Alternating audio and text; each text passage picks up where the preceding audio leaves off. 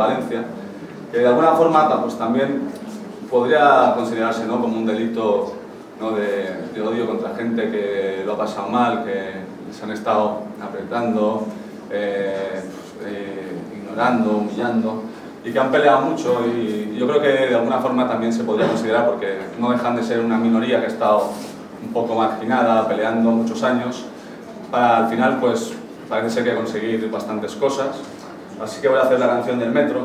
Es verdad que en la última concentración, que digamos que va a ser la última ya, o eso parecía, dije que sería la última vez que la iba a cantar, pero bueno, la vida es así, y a lo mejor esta canción la tengo que seguir cantando por los siglos de los siglos, pero bueno, lo hago con todo el placer del mundo, así que metro.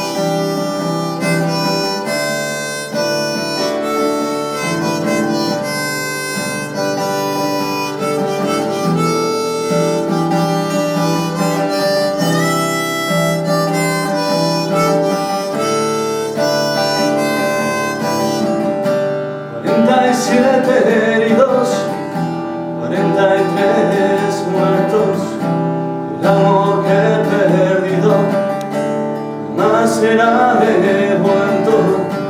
47 en robos, 43 mentiras, me quedan pocas fuerzas para seguir con vida.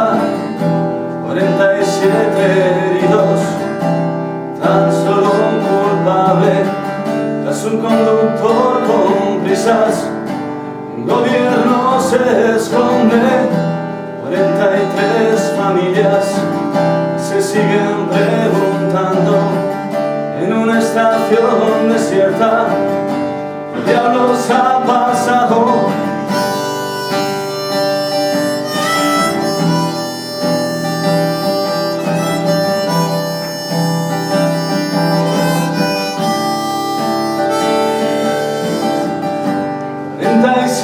Heridos, 43 muertos, qué tragedia tan grande, qué pequeño el consuelo.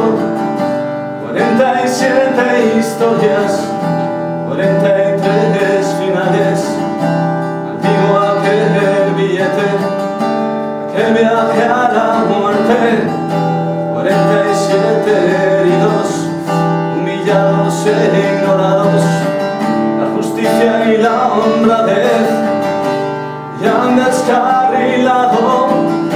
43 muertos, nadie se hace responsable.